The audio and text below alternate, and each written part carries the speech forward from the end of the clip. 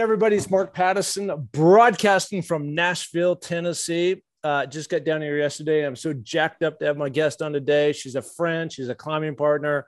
And we went through hell and back last year on Mount Everest. We're going to get into it in just a minute. But before we get there, I want to talk quickly about my website, www.markpattisonnfl. You can have access to the epic film that just won an Emmy for Best Picture, Searching for the Summit, produced by NFL 360. Very proud of that. Also has over 250 podcasts of really inspirational people like the gal I'm going to have on today, doing just incredible and amazing things. And also it continued to raise money for Higher Ground to help people with their empowerment on things that they can do by bringing them into Sun Valley, Idaho, and fishing and doing other things where they can actually build more confidence, even though they've got disabilities from cognizant issues or their knees or arms or something. Many of these people are military folks.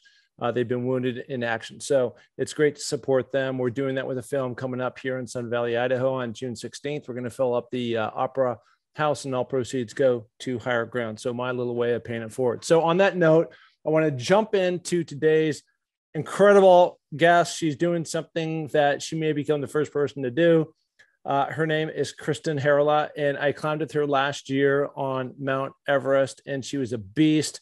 And so first of all, let me transition to Kristin. You've just been through your own sort of hell and back. We'll get into it in just a minute, but how are you doing? Good. I'm coughing a little bit, but rest I'm very fine, and I feel like I could climb a mountain tomorrow. Well, you've been climbing a lot of mountains, and so let's go reset this thing. Yeah. So you are, first of all, so you are my one and only friend from Norway, and you are currently residing back in Oslo, and you were there, and you're packing up and transitioning and doing some things like that. But last year, when I mysteriously, myself and Koki actually flew off the mountain and got out of there, and we scrambled back to the States, and everybody else got stuck. And this is after, I think we started with 24 people from all over the world. And because of COVID and because of physical issues and other things that happened, of the 24, only 10 of us actually summited the mountain. You and I think were maybe the only two that were going to actually climb Mount Everest and go up the other side and climb Lhotse. I was not able to do that, but you kept powering on and you made that happen. And so congratulations to that. So first of all, I want to start there, because the last time I saw you was probably somewhere up around the Hillary Camp 2. Well, yeah. maybe the Hillary Step, because you were coming down and I was still going up, and I had a tough day, but you climbed both Mount Everest and Lhotse, and then where is it? And we'll get more into this whole 14 peaks thing, but where is it that you transitioned from, you just did this amazing thing, to you want to set this new massive goal? Yeah, it happened kind of right after Everest, or a part of it started already before we reached Camp 2. Because, when we left Camp 4, we had summit Everest and I summit Lhotse, and we were on the way down to Camp 2. I was really sad that it was over. We came down to the camp and we were celebrating, and I felt so empty and sad that it was over. So I was like, okay, I need a new goal right away. And I decided to climb K2 next summer, like this summer. And I called home and said to my family, I'm doing K2 next summer. So that was decided before I left Camp 2 on Everest last May. And then I came back home and I was starting to think more and more about this 8,000 meter and this community and this sport and this industry, and realized that it's very, very far from equal. And in Norway, we believe that we are living in an equal country, but when it comes to sport and when it comes to this industry, we see that we are very, very far from equal.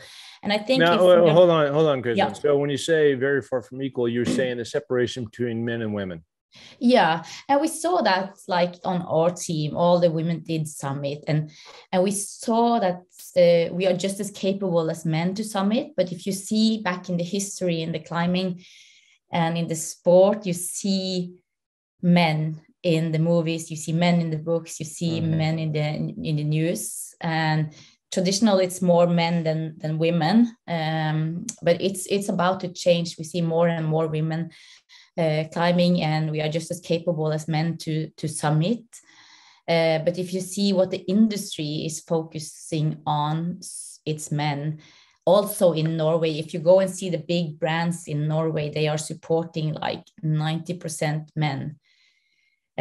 So that's how it came up, and I realized, okay, if this is going to change, we need to do something, and the best way to do something with this is to show that we can do this. And of course, Nimstad did this in 2019, and I was like, okay, I think I can do that too. Of course, we have to be a little bit lucky with weather and condition, but like physical, I think I'm capable of doing it. And I was like, okay, that's my next project. So okay, so let's go through this a little bit. Okay, so number one, I want to talk about you for a minute, because I can tell you, just as a teammate, you were one of the best teammates that we had up there, just in terms of being kind and cheerful and somebody that you want to be around every day. And as you know, I don't think, unless you've actually been through this, you're on a mountain for 2 months and there's a lot of stress. There's also a lot of downtime, and it's easy for a lot of people, like what happened to us. And I just had a friend that did not summit for some different reasons on Mount Everest, but a lot of people, they miss the things which most people, it's normal to miss the people that you love, to miss modern conveniences. And when you're sleeping in a tent every night at minus, whatever degrees, it's a hard thing to do. So it takes a certain kind of mental toughness to get through. And just from the standpoint of, your tough mentality of really being able to keep your eye on the ball, even though you didn't always feel so great. I mean, I was there, and you limped into a couple of those camps on different rotations, and you'd been throwing up or something, and it wasn't going to also good for you, but you overcame, and you didn't pull anybody else down, and that's being a good teammate. I think the team in climbing and this big expedition is very, very important, and and for me that gives a lot, comparing to doing like cross-country skiing, which I did for years, where you're just by yourself and everything is about yourself. But I think this climbing, this 8,000 meter, is so much more about the team. And also now when I'm going with my Sherpa, we have to be a strong team together. And I like that part of climbing high mountains. Yeah, I know. Well, certainly you proved yourself out. And again, there's a lot of different characteristics and attributes that you need to have to be successful in doing these different things. And it's hard. There's Mother Nature, and there's all kinds of things that play into it. And for us, in addition to the cycling that we found ourselves in, we're also dealing with, this huge COVID outbreak, which we were very lucky not to get. I got to tell you something. And this is what makes me so proud to be a friend of yours. I consider at least you a friend. And that is that we were earlier in that we'd been up at base camp at 17.5, and we were doing some other climbs that were acclimating, to build up red blood cells so that we could ultimately find ourselves or put ourselves in the best position to summit Mount Everest, the highest mountain in the world. And you were going so slow.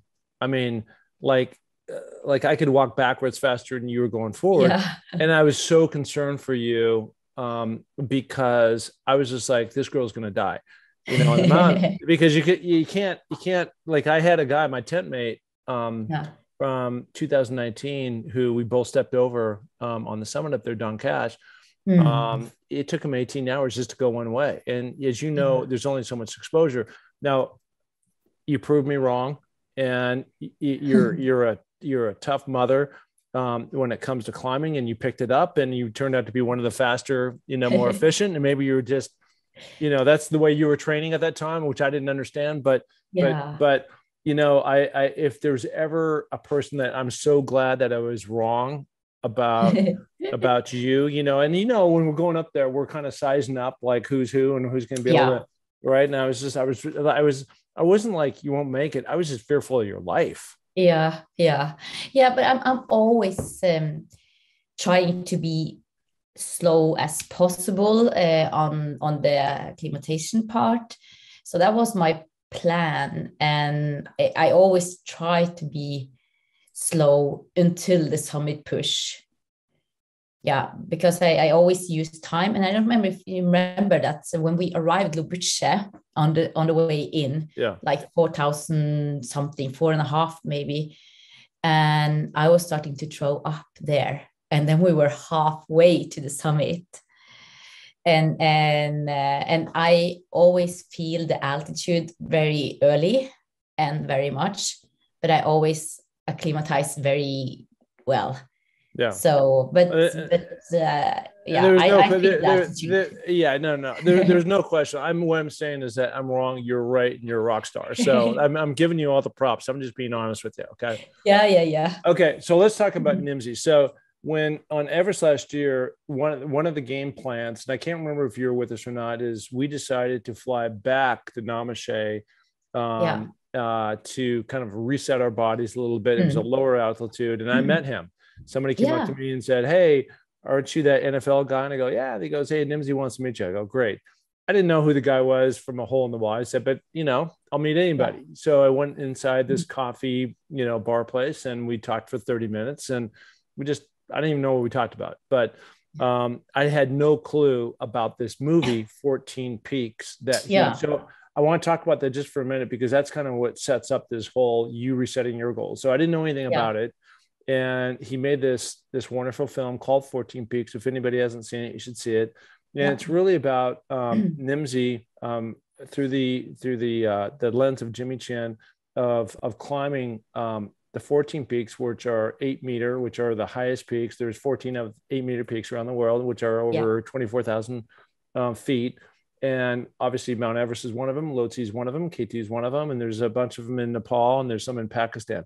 And so what he became is he set a world's record on climbing all these crazy peaks around the world, 14 of them in, I think, 6 months. And he mapped it out. So it all worked out. The math all worked out in that way.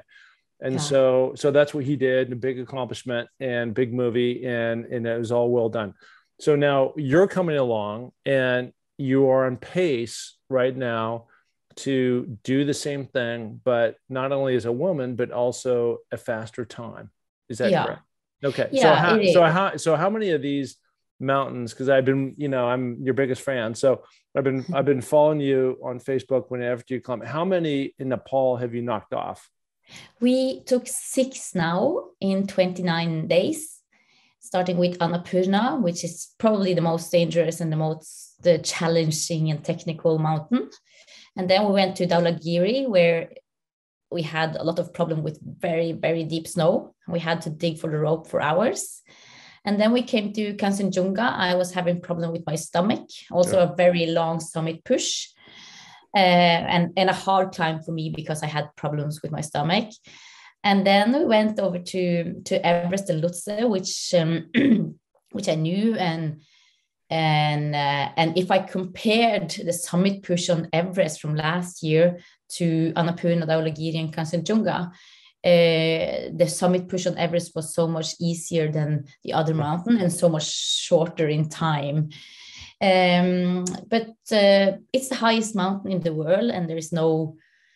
It's not an easy, or none of these 8,000 meters are easy, and you never know high up there what can happen. And what happened on Everest was that we got very, very bad wind.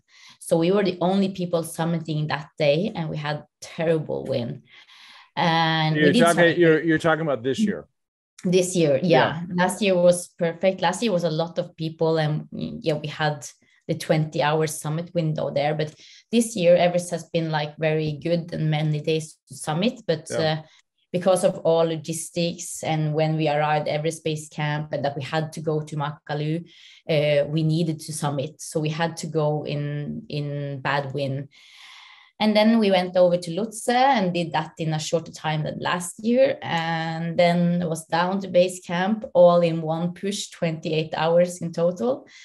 And then it was down to flying over to Makalu base camp, which was the last mountain. And we also got some problems there with that we lost a rope from the start of the last camp to the summit.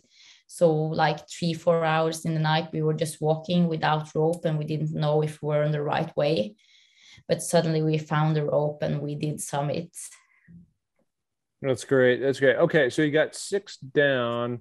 Yeah. Right. So 14. So you got 8 to go. So now, yeah. So you're going to do K2. Are you doing K2 with Garrett or a different group?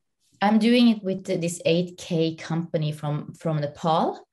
So they are a new company, started last year, but they have very good Sherpas and very experienced guide and Sherpas. So, and I know them now, so it's easy for me to keep on with them. Yeah. So we are going to Pakistan on Saturday, like 1 week from now. And then we have the 5 mountains there. And the thing with Pakistan is like we only have this one chance. Nepal, you always have a chance to summit in the spring and in the autumn. Yeah. But in Pakistan, we only have July to summit. So we need to summit. We cannot miss a summit there. So that's very important. Yeah, no, I get it. Okay, so you've got there's 5 or 6 mountains. So now, where are the other 2 mountains, 2 or 3 mountains that you would do have left? So after we will have a break from start of August to late August, and then we have Shishi Pangma, Tibet, and Choi Oyu, which we can climb from both Tibet and Nepal side, and then we have Manas Lu, which hopefully will be the last mountain in mid-October. Okay, so to get the speed record in your 6 months, the clock started when? 28th of April. 28th of April. Yeah, so that was the first summit. So April, May, June, July, August, September, October. So roughly by the end of October, you know, your goal is to have this thing complete. Yeah, but I think it's possible as long as we get the permission and we don't have too much problem with that, because there's always an issue with getting into Tibet, and we need to get into Tibet to do Shishi Pangma. Yeah, that's the way it goes. That's part. I mean, there's so many factors that, not that you can't do it, but you know, you got weather, there's timing, and there's permits, and there's logistics and ropes, and that's one of the things that people don't really understand about when you're doing this. And so you're feeling strong, you're feeling confident. Yeah, I am, but I know it will take a lot of work now with the Shishi Pangma. So we have started that job, not to be late on that, but just started to see. And of course, Pakistan will be challenging both in climbing the mountains. We have Nanga Parbat first, which is a hard mountain to climb. It's technical and it's dangerous.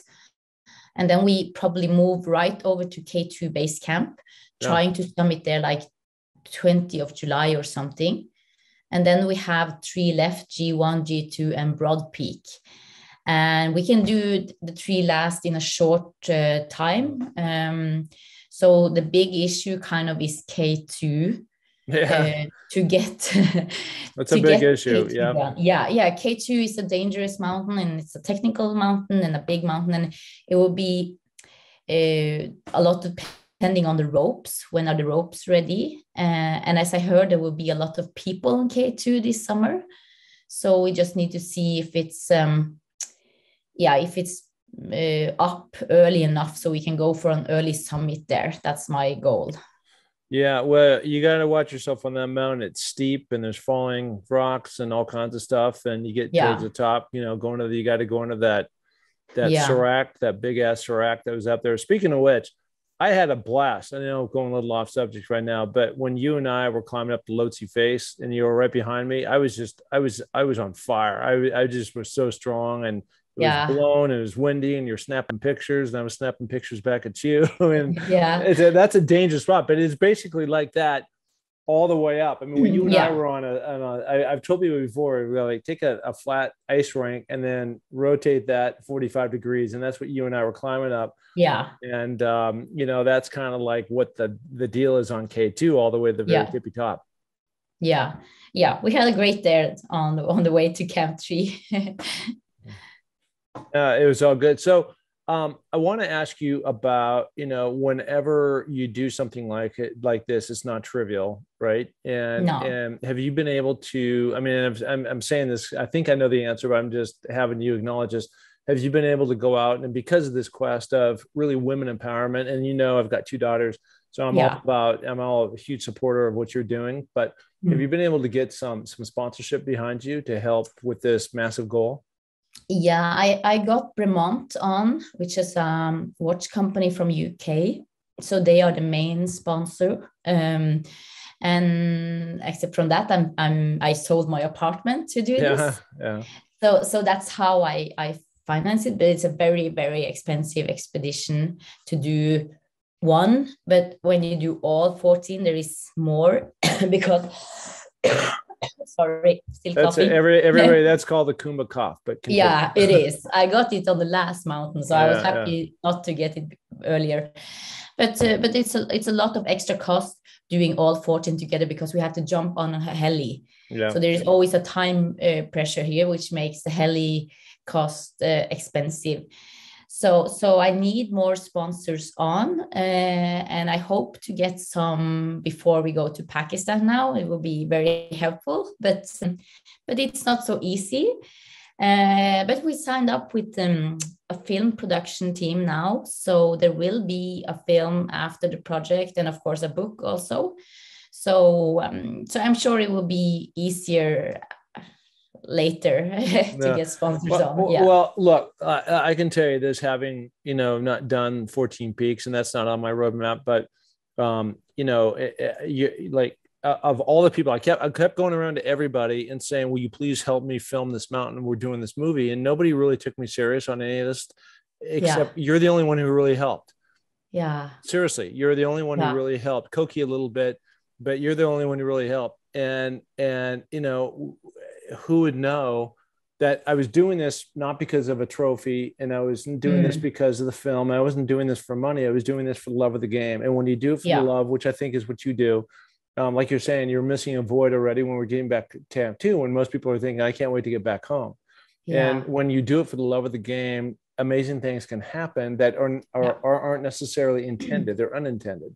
Yeah. And like, you know, I just won an Emmy for Best Picture, you know, that the NFL did. It was insane. I was on New York, you know, on stage, and, you know, for all these people a couple of weeks ago. And it was just, you know, it's just, again, that can prove to your point. And I really believe that with you, that you do this, and I've been with you. I've seen it. I've seen your eyes. I've seen your drive. I've seen your spirit.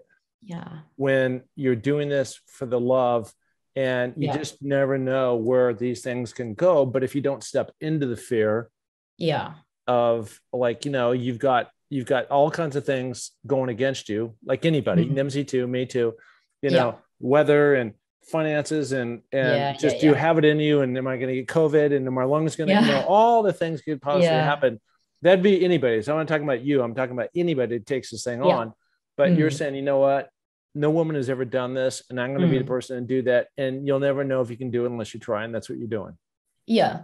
And I also think it's important, or the project got more and more important for me, because I realized that we are very far from equal, even in Norway. And I was thinking, like, okay, if nobody did say something about this earlier, nothing would have changed, and we still would have had like not an option to vote, and we still will be more different. So I think also in sport that we have to say something. And I think the best way to change this is that we need some profiles to say something, because if you go in the history and see, it's mostly just men that is the profiles in the big film and what the brands are supporting. So I think to change it, it's important to say something and to do something. Well, you're certainly doing that, and you're certainly changing things, and you're certainly taking these things on. And there's some people behind you, and that's wonderful. The between the Yeah. book and the movie and things like that. And it's just things move slowly, and but again, when you go back to your why, your strong why of doing things, and to me, Kristin, it doesn't matter if you end up summiting all these mountains or not. You're not going to be defined by if you did 10 of the 14 or 12 of the 14 or 13 of the 14 or even 14. 14 to 14 would be great, but 10 of the 14, 6 of the 14 is incredible. Yeah. You've done more than most people. So to me, and I hope you ultimately because I went around telling everybody last year that I was going to go up Mount Everest, come down and go with you up Lhotse, right? And I failed. Yeah, right? But it's not failing. It's condition and weather, and it's no joke to climb the highest mountain in the world. Yeah, but I hadn't eaten in 3 days. I had a lot of things going against. I was blind I got snow blind, and I mean, I was just not in a place I did not have my strength at all. It was just like, there's no. So what I'm trying to say is it took me a while. I came back and I realized that I hadn't failed. I tried. I did my best. I was able to get one, which is the biggest one. I didn't. And so, sometimes you have to put these things in perspective on how they really are. So, and most of the people signing up for boats do one. Yeah. Yeah. Well, it's that hard. So it's no joke. Even the way from Camp 4 to the summit on Everest is shorter and easier than other mountains. It's still the highest mountain in the world, and that's no joke. It got to be climbed. So I understand that most people signing up for both ending up doing one, and you got the biggest one, and that's more important than the fourth highest. Well, you are the Norwegian Wonder Woman. I'm so proud to be your friend and know you and have climbed with you. I'll tell this quick story. When we were on Everest together last year, and on our first rotation, I was coming down and I had fallen backwards off a ladder 20 feet, boom, boom, boom, boom, boom, into a crevasse, landed on my head, and it was a miracle I didn't break anything, but my back was all torn up. And you were the one. I had to drop my drawers a little bit. You see my butt, and you had to go and you had to dress me up. And so I appreciate when you did that. And I'm still dealing with that, even now, but it's just again, that's about being a teammate. And that's, even though it was kind of embarrassing for me, but, I needed help, and you were the person that, was willing to help me out and patch me up a little bit and have me on my way. So I thank you for that. Of course. Yeah, of course. I think it's important in a team like that to take care of each other, and we will all have bad days, like I also did. Not every day was a good day for me climbing. Like on the last rotation, which didn't have any problems moving to Camp 2, I was feeling very bad from Camp 1 to Camp 2 on the last rotation up, and we were very well acclimatized for the altitude, but still. And it's always like that. We have good and bad days up there, and if you are lucky, you have a good day on the summit push, and of course that's important. But there is no, it's not obvious that you have that, so you have to enjoy the good days, and the bad days you have to try to take care of yourself or get help from the teammates. I know exactly it. The Norwegian. Let me do this. The Norwegian Wonder Woman, where can people find you on this next phase of your journey? Next it will be Pakistan. So the work is there a website, or is there any, I'm sorry. Mostly updated on Instagram and Facebook. It's Kristin.Harila. On Instagram and Facebook, it's Kristin Harila, my name, and we will update there as much as we can. I know that we will have less internet in Pakistan, but I have my team in Norway that I will write to on my GPS, so they can update on what's happening, and hopefully we get some signal now and then, so I can update on what's going on and how we are doing. All right. Well, there she is. I'm so grateful that number one, you're alive. Number two, you're a great teammate. Number three, you're going after this amazing, quest to climb all 14 peaks.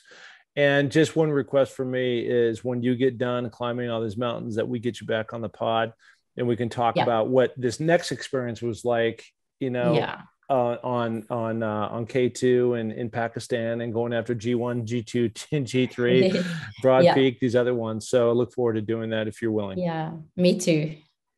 Okay. Well, there she is, everybody. The one, the only Kristin Harila. Thank you so much. Thank you. Okay.